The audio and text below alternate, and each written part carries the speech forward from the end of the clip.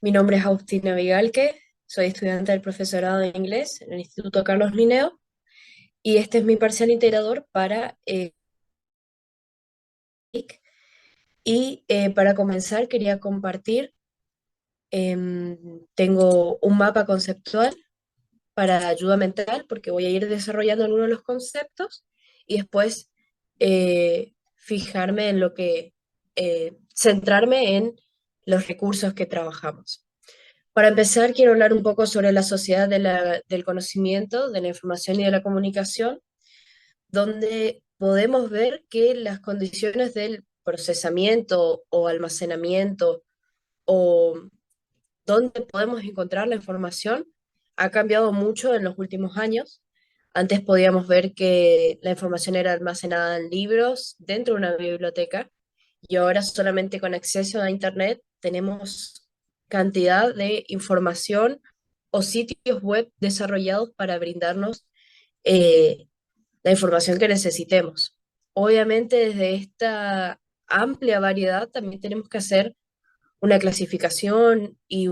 como un filtro de la información para saber qué es lo que nos sirve, qué es importante y qué es significante. Dentro de esta sociedad es que se desarrolla la escuela. La escuela y sus agentes, los estudiantes, los docentes, deben moverse dentro de este nuevo escenario a fin de cumplir con su rol. Es por esto que, desde mi punto de vista,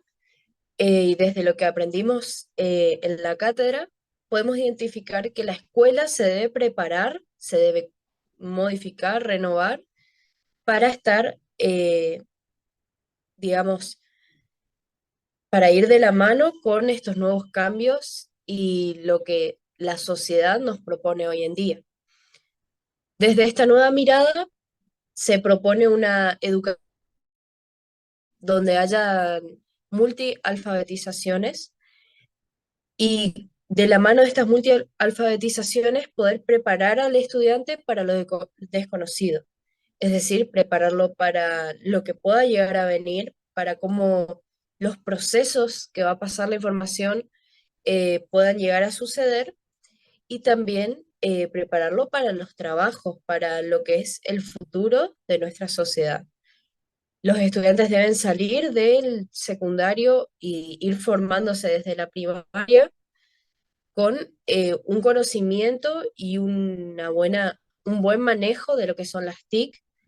para poder insertar conocimiento, información y comunicación. Para esto se propone un modelo TEPAC o un modelo tecnopedagógico donde se relacionan de una manera integral pedagogía con las diferentes tecnologías para poder dar lugar a metodologías activas. Se propone que el rol del estudiante sea activo dentro de la educación en contacto con las TIC, en contacto con esta información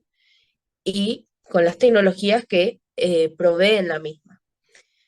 Dentro de esta mirada, hemos trabajado en esta cátedra diferentes estrategias o recursos en donde este modelo puede ser incluido en nuestro salón de clases. En primer lugar, tenemos Blogger, que yo aprendí a utilizarlo como un portafolio de experiencias, como un portafolio donde todo lo que trabajé, todos mis trabajos, sean ahí subidos. Desde esta mirada se puede utilizar Blogger como justamente eso, que de parte del estudiante él pueda acceder y guardar ahí todos sus trabajos, todas sus evaluaciones, por ejemplo, sus recursos, pero también desde el lado del docente yo puedo tener mi propio blog para compartirles a ellos, para que sea un banco de recursos, por ejemplo, donde ellos encuentren ahí los videos, sitios web, imágenes interactivas o juegos, todo lo que yo quiera eh, ofrecerle a ellos como recurso para poder experimentar con el lenguaje, esté ahí. Entonces hay diferentes formas de ver Blogger y hay otras aplicaciones que también pueden servir para esto, como ser Drive, donde puedo ir subiendo cosas, textos, por ejemplo, si estoy dando teoría, y así los chicos van a poder acceder a eso y descargarse sus materiales. Cuando nos referimos a materiales, hablamos un poco sobre recursos, sobre lo que diseñamos en torno a para que el estudiante aprenda.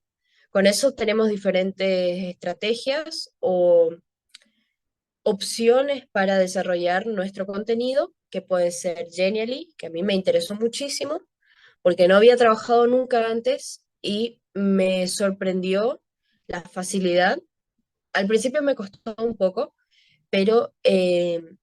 la página se presta a que sea un aprendizaje autónomo, que vos vayas descubriendo, digamos,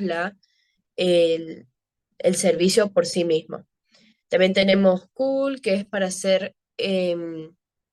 mapas conceptuales, que también estaba muy bueno, pero acá entra un poco lo que es preferencia, porque yo prefiero hacer mapas conceptuales en Word, como este que está viendo, pero Cool está muy bueno para poder hacer, incluir elementos de la hipertextualidad, como ser imágenes o videos, que cuando hice mi mapa conceptual pude incluir la dirección de la imagen, que es algo que no había desarrollado nunca en Word, por ejemplo. Está muy interesante también esto de lo hipertextual, de lo que podemos agregar y no quedarnos solamente con palabras. Es el caso también del timeline, que pude agregar videos o GIFs a la historia de vida que había realizado y que es súper útil también para los alumnos hoy en día, porque si uno le pone solamente palabras, no es muy interesante, pero si es algo llamativo, atractivo, que se va, como tiene este timeline, que se va moviendo, va brindando y exagerando las cosas, es más interesante y creo yo que fortalece el aprendizaje. Después tenemos Canva, que era lo que yo ya había trabajado antes, que ya conocía, lo mismo que Padlet, que son los dos muy interesantes. Incluso Padlet lo había utilizado como estudiante eh, dentro del secundario, pero Padlet desde la mirada del docente también es muy útil porque puede utilizarse de la misma forma que Blogger, donde los estudiantes suban sus ideas o sus trabajos, sus videos, fotos, y lo usé también para para mi casa del tesoro. Así que está muy interesante poder incluir Padlet. Tenemos también los diferentes servicios de Google, que Google está muy completo en lo que es Google Documentos, diapositivas, Drive, Blogger, que también es de ellos, YouTube, que no podemos encontrar en YouTube que nos pueda servir a nosotros, canciones, videos, cuentos, todo se puede encontrar gracias a los diferentes servicios que con un buen manejo y una mirada clara de lo que se quiere encontrar, fortalece también el aprendizaje. Con SoundCloud fue muy interesante hacer el audio cuento, era algo que no había hecho. Sí había editado, por ejemplo, canciones o acortado pistas, pero nunca habíamos trabajado en esto de grabarnos a nosotros mismos y con eso editarlo. Así que estuvo muy interesante y es algo que sí lo usaría muchísimo, porque contar cuentos en el salón ayuda mucho y si es con todos estos elementos que le podemos agregar como los efectos de sonido o una linda portada, que también suma mucho, eh, hace atractivo y beneficia el aprendizaje de los alumnos. Y por último, word art, que es crear con palabras diferentes imágenes. Yo había hecho una sobre un tema que estábamos dando en gramática este año y me ayudó mucho, me gustó organizar mis ideas de esa forma y también lo incluiría en una clase para desarrollar vocabulario dentro del lenguaje o cosas por el estilo. Y creo que de ahí ya son bastante respondidas las preguntas de la metacognición, que aprendí un montón de cosas interesantes que sin duda las voy a utilizar.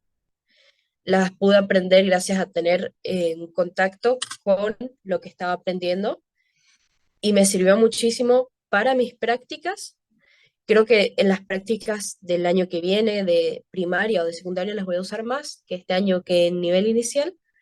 pero no solamente para esto, sino que también planeo usarlas, por ejemplo, en mi iglesia o con mi grupo de amigos. Genially tiene juegos o cosas así que están buenísimas y que pueden ser utilizadas también fuera del ámbito escolar, a pesar de que estamos hablando de tecnologías del aprendizaje. Eso es lo que me gusta de lo versátil que puede ser la, la tecnología y lo útil que puede sernos para nosotros, tanto para enseñar o para comunicarnos también, o para comunicar algo, como puede ser el caso de una infografía o algo así. Cuando hablo de infografía, me viene a la mente el trabajo que hicimos sobre una ciudadanía digital responsable, que yo había hecho mi infografía en Canva sobre cómo prevenir o cómo notificar casos de ciberbullying. Y dentro de este trabajo se desarrolló el concepto de lo importante que es educar a nuestros alumnos como ciudadanos cibernéticos responsables. Y me parece que es un cierre óptimo para esta materia y para esta presentación, desde el lado de que con todos estos recursos y con toda la interacción que vamos a poder brindar a nuestros alumnos, de que ellos puedan acercarse a Internet y a las tecnologías, también concientizarlos de usarlos responsablemente. Como dice acá, al ser ciudadanos digitales tenemos el derecho de intervenir, de opinar, de participar y la responsabilidad de velar por un ciberespacio libre de malos tratos, de agresiones y de discriminación, que es importante a la hora de, eh, si trabajamos con estas tecnologías, dejar esto claro también en nuestros alumnos. Así que básicamente ese es mi trabajo, es un poco de lo que pude mostrar, porque el tiempo me juega en contra cuando quiero hablar, pero es un poco de lo aprendido en esta materia y lo útil que fue. Así que eso es todo y espero que le haya gustado.